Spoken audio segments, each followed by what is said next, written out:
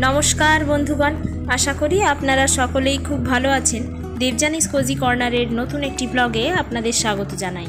आगेर दिन किने आना तुलो और बालिशेर खोल मा निये बसे बालिशगुलो बानिये दिच्छे।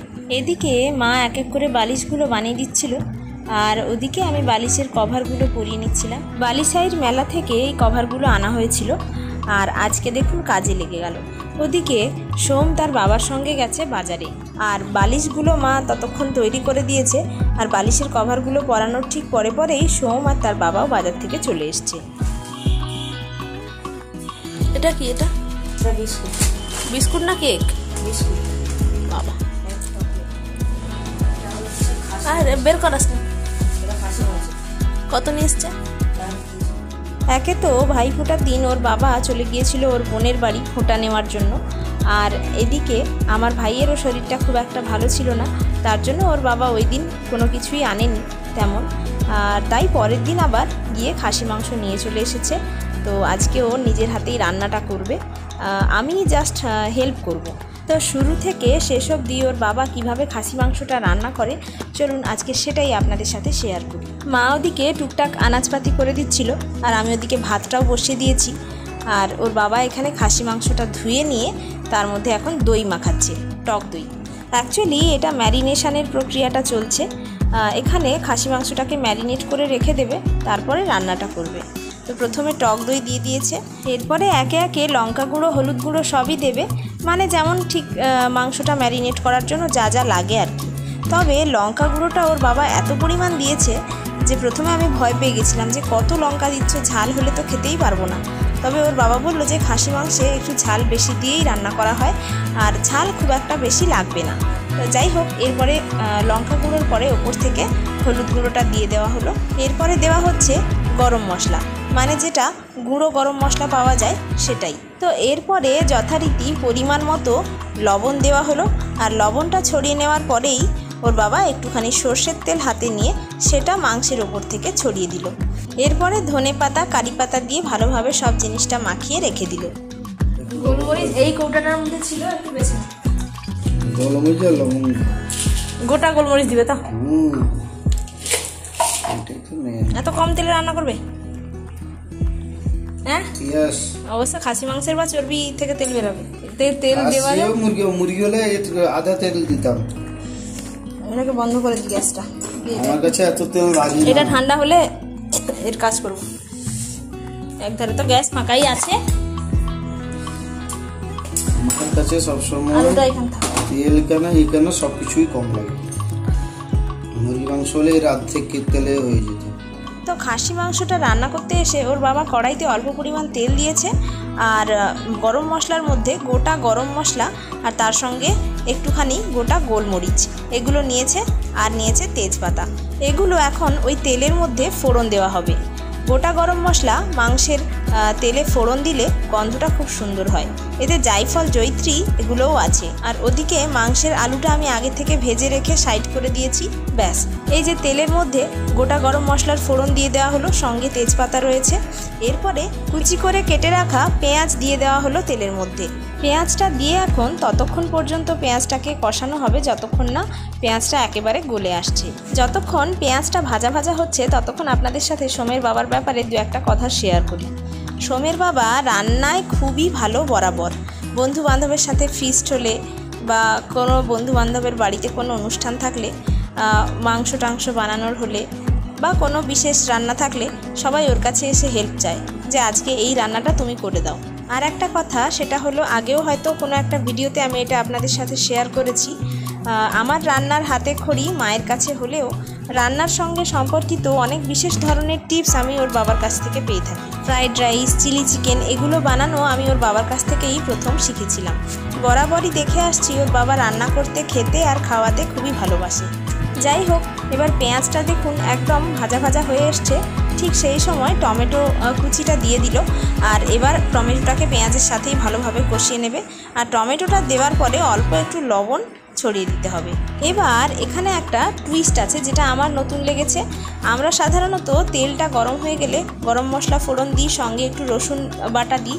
তবে এখানে সোমের বাবা পেঁয়াজ আর টমেটোটা কষানো হয়ে যাওয়ার পরে কিন্তু রসুন বাটাটা দিয়েছে। ব্যাস, এবার রসুন বাটাটা ভালোভাবে মশলার সাথে নেড়ে চেড়ে মিশিয়ে নিচ্ছে। একটু পরে যখন এইভাবে নাড়তে নাড়তে রসুনের কাঁচা গন্ধটা চলে যাবে, ঠিক তার পরেই আদা বাটাটা দিয়ে দিতে হবে।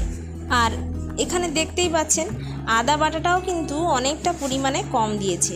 এখানে দেখে বেশি মনে হতে পারে, তবে মাংসের তুলনায় আমার মনে হয়েছিল আদা বাটাটা একটু কমই দিয়েছে। আর ওকে যখন বললাম এই কথা, তখন ও বলল যে খাসি মাংসে মশলা খুব বেশি দরকার নেই, অল্প মশলাতেই খুব ভালো রান্না হবে। যাই হোক, এবার আদা বাটাটাকে মশলার সাথে একসাথে ভালোভাবে কষিয়ে নেওয়া হচ্ছে। আদাটা কষাতে কষাতে ওর বাবা এর মধ্যে একটু আগেই হলুদ গুঁড়োটা দিয়েছে, যেটার ভিডিও ক্লিপটা এখানে নেই। তো হলুদ গুঁড়োটাও এর সাথে ভালোভাবে মিশিয়ে নিয়েছে, আর তারপরে এখানে আবারও লঙ্কা গুঁড়ো দিচ্ছে। এদিকে ওর বাবা তরকারির মধ্যে লঙ্কা গুঁড়ো ঢালছে, আর আমি দেখে ভয় পাচ্ছি যে এত লঙ্কা আমাদের বাড়িতে এখানে খাওয়া হয় না। আসলে আমাদের হালকা তরকারি খেতে খেতে এতই অভ্যেস হয়ে গেছে, এখন লঙ্কা গুঁড়োর এরকম তরকারি দেখলেই ভয় করে। তবে ওর বাবা বলল অসুবিধে নেই, খাসি মাংসতে লঙ্কা যতই দেবে খাসি মাংস নাকি ঝাল খেয়ে নেয়, তো তার জন্য ঝাল খুব একটা লাগবে না। আর কালারটা কত সুন্দর হয়েছে দেখুন মশলাটা দেখে আন্দাজ করা যেতে পারে যে মাংসটা কিন্তু আজকে দুর্দান্ত রান্না হতে চলেছে।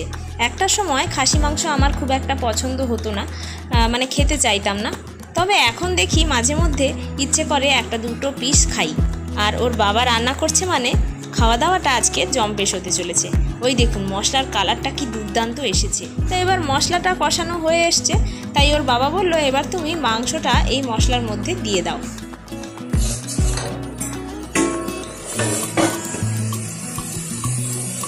আর একটু লাগবে না ধনিয়া পাতা? না, তাহলে যা দাও। হ্যাঁ,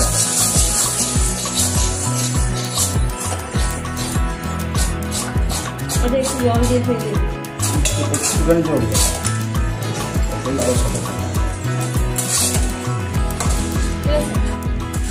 এবার মশলাটাকে ভালোভাবে মাংসের সাথে নেড়ে চেড়ে মিশিয়ে নেওয়া হয়েছে।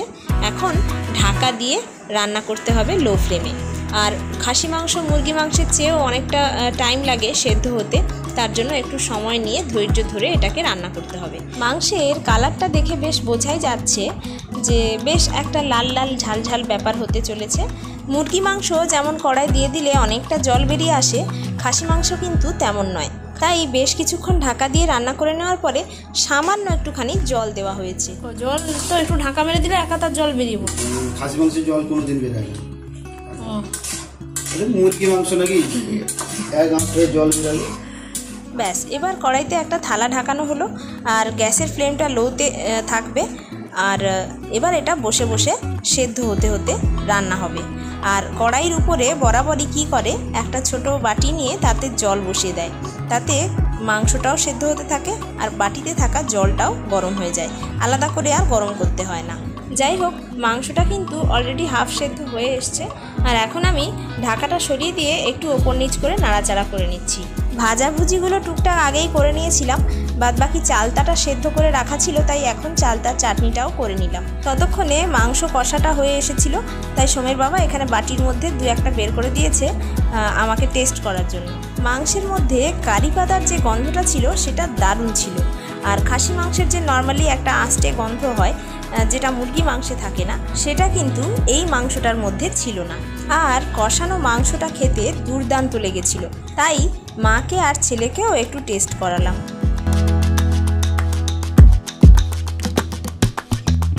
ব্যাস, এবার মাংসটা রান্না হয়ে গেছে। তবে সেটা দেখিয়ে নেওয়ার আগে এই দিন মেনুতে আর কি কি ছিল সেটা একটু আপনাদের সাথে শেয়ার করে নিচ্ছি। তো প্রথমেই এখানে আমি ভাত বেড়ে নিয়েছি, আর ভাতের থালায় প্রথমে দিয়ে দিলাম উচ্ছে ভাজা, এরপরে পেঁয়াজ আর কাঁচা লঙ্কা কুচি দিয়ে ঢ্যাঁড়স ভাজা, এরপরে আছে খাসি মাংস যেটা সোমের বাবা রান্না করেছে, আর বাটিটাও ওই সাজিয়ে দিয়েছে। দেখুন কত সুন্দর কালারটা এসছে। আর সবশেষে আছে চালতার চাটনি। স্যালাডের মধ্যে ছিল কাঁচা লঙ্কা, লেবু পেঁয়াজ আর শসা। তবে এখানেই শেষ নয়, সঙ্গে কিছুটা পাঁপড়ও ভেজেছিলাম। তো পাঁপড়টাও এখানে থালায় সাজিয়ে নিলাম। আর ভাইফোঁটার দিন যে মিষ্টি আনা হয়েছিল, থালাটা সাজানোর জন্য একটা ছোট বাটির মধ্যে রসগোল্লাটাও এভাবে সাজিয়ে নিয়েছি, যাতে একটু দেখতে ভালো লাগে। ভিডিও বানানোর জন্য সাজানো এই থালাটা দেখে সোম বলে যে আমাকেও এভাবে সাজিয়ে খেতে দিতে হবে। তার জন্য সাজিয়ে রাখা এই থালাটা ওকেই খেতে দিলাম। যাই হোক, খাসির মাংসটা সোমের বাবা দারুণ রান্না করেছিল। সবাই কিন্তু খুব মজা করেই পেট পুরে শান্তিতে খেয়েছে। তো প্রথমে সোমকে আর ওর মামাকে খেতে দিয়ে দিয়েছিলাম। ওদের খাওয়া হয়ে যাওয়ার পরে আমি, মা আর সোমের বাবা 3 জন খেতে বসেছিলাম। আর এখানে মাংসের ঝোলটা আমি থালায় ঢালছি, দেখুন কত সুন্দর কালার হয়েছে। যতটা না সুন্দর দেখতে হয়েছে তার চেয়েও আরও অনেক গুণ বেশি খেতে ভালো হয়েছে। আসলে মুরগি মাংস রান্না যে কেউ করে দিতে পারে, তবে খাসি মাংস কিন্তু সবাই রান্না করতে খুব একটা ভালোভাবে পারে না। আর আমিও কোনোদিন এর আগে খাসি মাংস রান্না করিনি, এখনও পর্যন্ত করিনি। তবে সোমের বাবার কাছ থেকে আজকে রান্নাটা কিছুটা শিখলাম। এর আগে একবার মাসির কাছ থেকে শিখেছিলাম। তো আমি যদি কোনোদিন এইভাবে রান্না করি তবে অবশ্যই আপনাদের সাথে শেয়ার করব। সোমের বাবার এই মাংসের রেসিপিটা আপনারাও বাড়িতে ট্রাই করুন আর কমেন্টে এসে জানান যে কেমন হয়েছে। আর আজকের ভিডিওটা যদি আপনাদের ভালো লেগে থাকে তাহলে প্লিজ ভিডিওটাতে একটা লাইক, শেয়ার আর কমেন্ট করে দেবেন। আর দেবযানীস কোজি কর্নার ইউটিউব চ্যানেলটিকে সাবস্ক্রাইব করে সাপোর্ট করবেন। তাহলে আজকের মতো আসি, খুব শিগগির আবার নতুন ভিডিও নিয়ে দেখা হচ্ছে। ততক্ষণ আপনারা সকলেই ভালো থাকবেন, সুস্থ থাকবেন, সাবধানে থাকবেন। ধন্যবাদ।